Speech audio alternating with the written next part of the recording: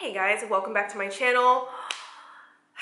We've reached the end of another year and it is time to take stock of what the year has brought us. I'm gonna go out on a limb and say that you guys probably know this already. 2019 fashion was not good. This style of video has become really popular lately, and I would venture to say that the reason that these videos are so popular and there are so many of them out now is because there's a lot out there to dislike. You guys hate when I do disclaimers, so I'm just really quickly gonna say fashion's supposed to be fun, we're not supposed to like everything, and what does it matter if a stranger coming to you through whatever screen you're watching me from doesn't like your top? that's okay. Do you like your top? As someone who gives expertise and opinions here on this channel, like, how are you to ever believe a thing that I say if I just love everything? I always strive to be 100% honest with you guys. I want you guys to believe me when I do love something, so I'm gonna be honest and tell you when I don't love something. And now listen, we don't have to bash, we don't have to, like, you know, disparage or call things basic or whatever. That's so not my vibe. But at the same time, like, I want to make sure that my, you know, little corner of the internet is somewhere where we can keep our heads on straight. Now, I'm not for the Insta hype. I'm not for whatever the bloggers are wearing or what the magazines tell us is on trend for the season. To me, fashion trends are kind of irrelevant. I kind of just wear what I like, and I always have, because I know what I like, I know it works for me. I'm not gonna encourage anyone to wear stuff that isn't suited for them just because everyone else is doing it. The other thing I really want to say is that, yes, maybe if I do put on a little air of negativity or like constructive criticism for a trend, that's all it takes to dissuade you from buying something. Maybe it's better for you to not buy it to begin with. If me saying that something isn't flattering or isn't cute or whatever will maybe make someone like reconsider spending thousands on something they're just being inundated with, then, you know, so be it. You know, if I've saved anyone a single dime from saying that something is ugly or unflattering, then I feel like I've done my job here. That's enough of that. We are all grown-ups here, and if you like any of these things, then I hope you rock them. I hope you love them. You guys probably dislike some of the things that I like. Like, there's been a ton of these lists that say, like, you know, big, huge, gaudy jewelry is tacky, and I mean, it is. But hopefully that little disclaimer didn't run too long. Let's get into these trends that I want to see at the bottom of a shallow grave come 2020. So the first trend that I'm coming for from 2019 is the guitar strap, right? That's super random, I feel like.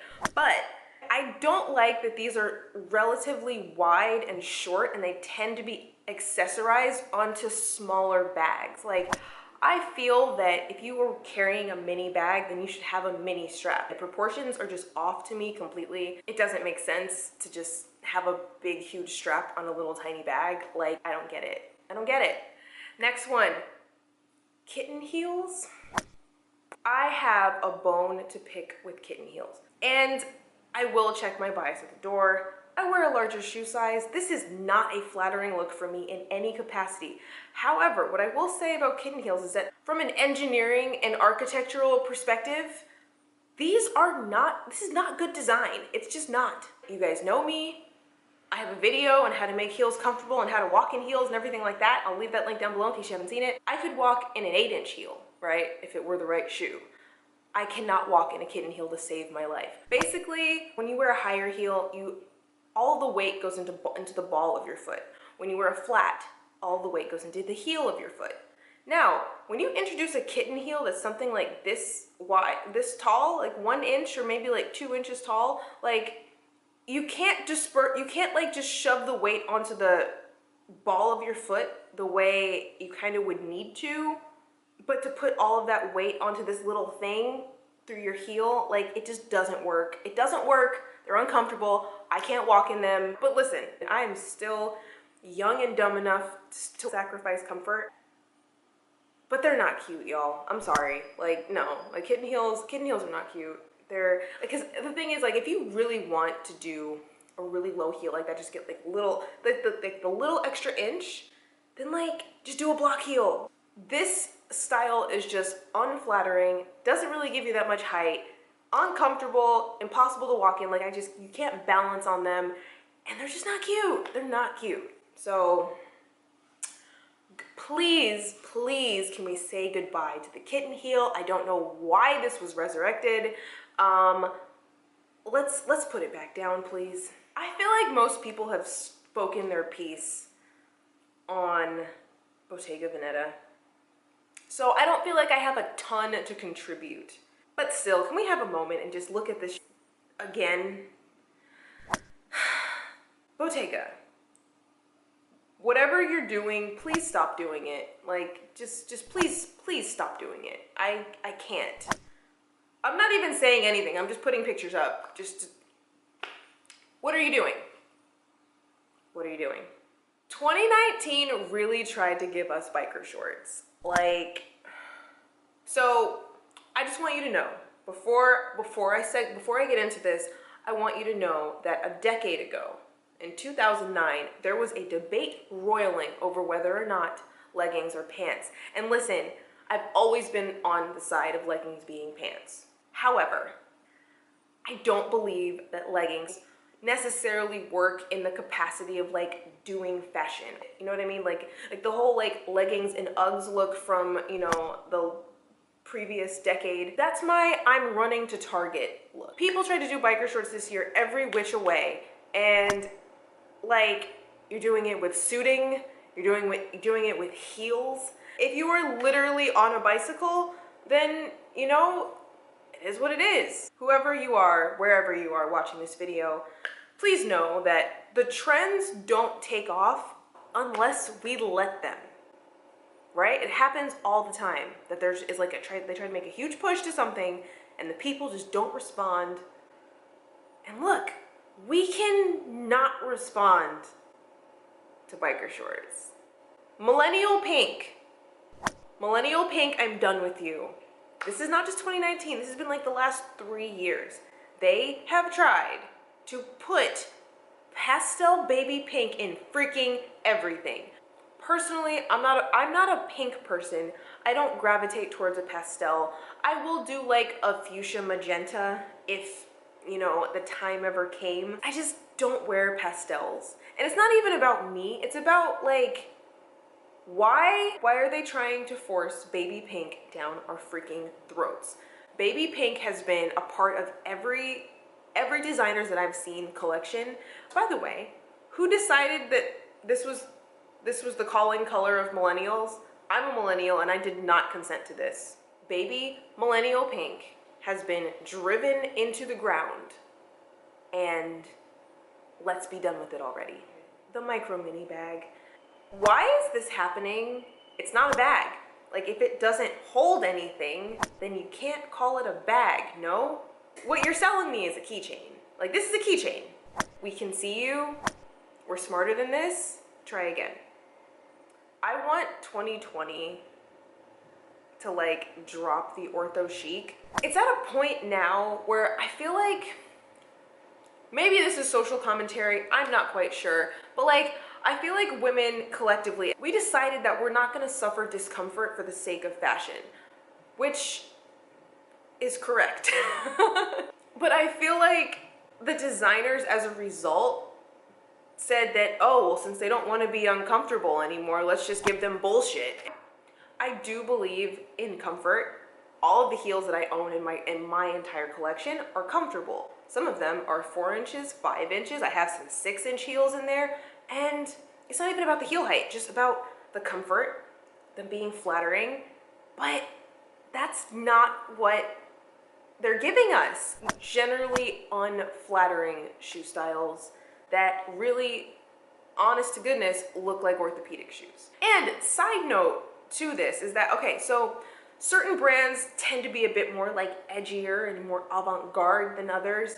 Like when I think of the clunky shoe, how Balenciaga rebranded themselves, like sure, that's like on brand for them, and I may not like it, but that's kind of their vibe, I guess. Like designers, just because everyone else is doing it doesn't mean that you have to.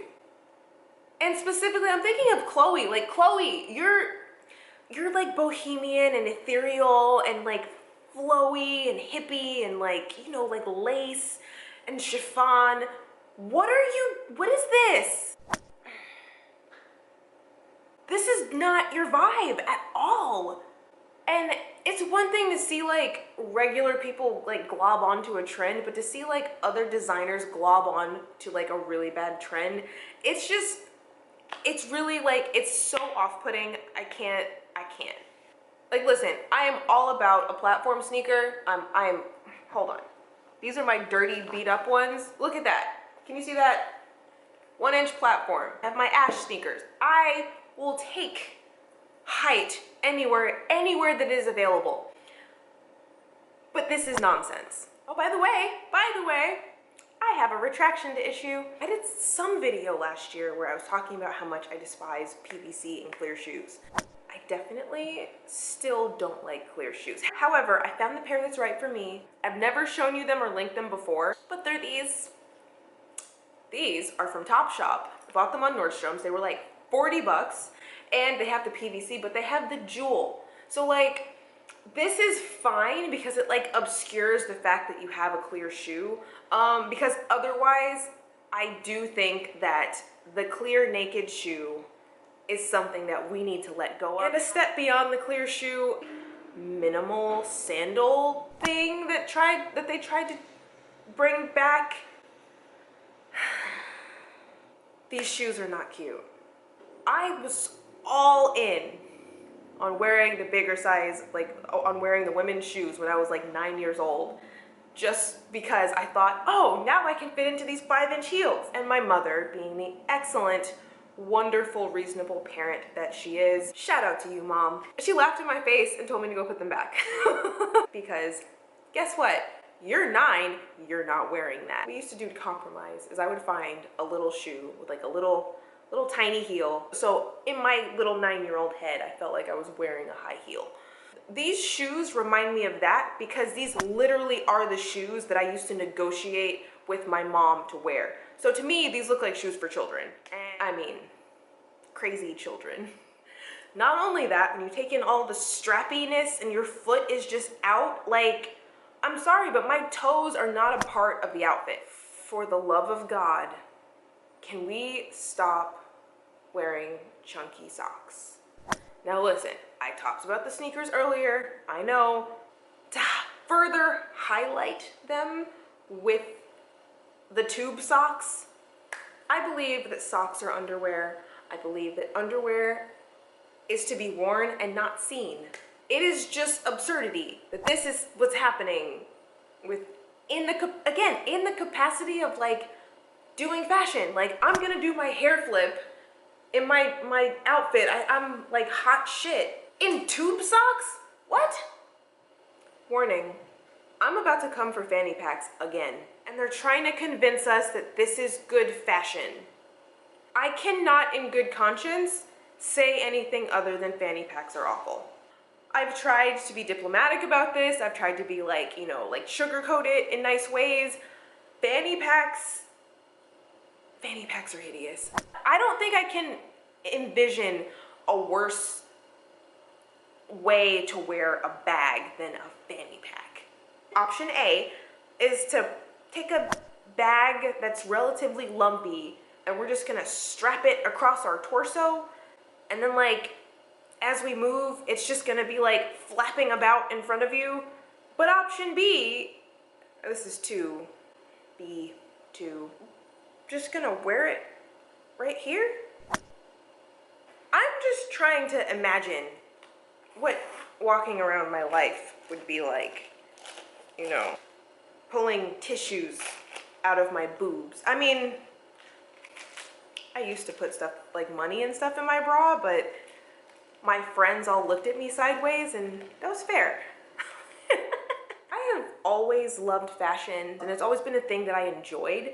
Literally every time I see another designer push out their new model of fanny pack, a little piece of me dies.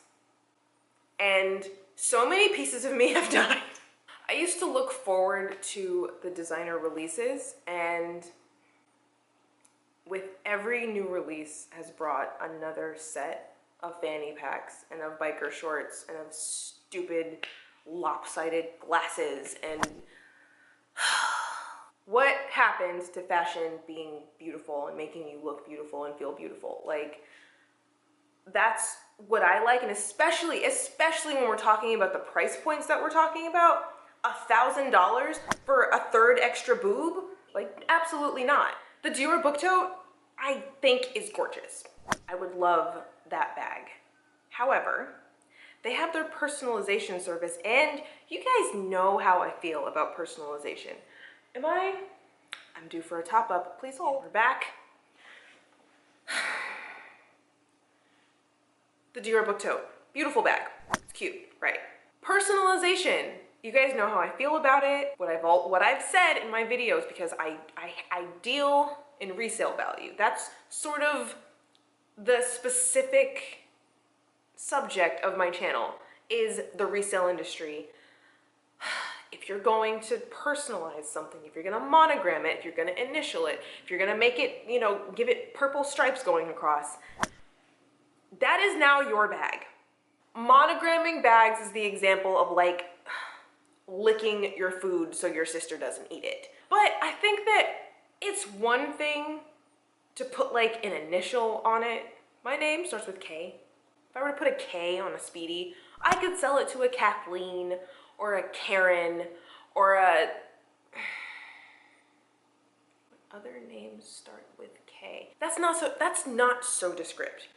But Dior has a service where you can write your entire name on the back of your bag?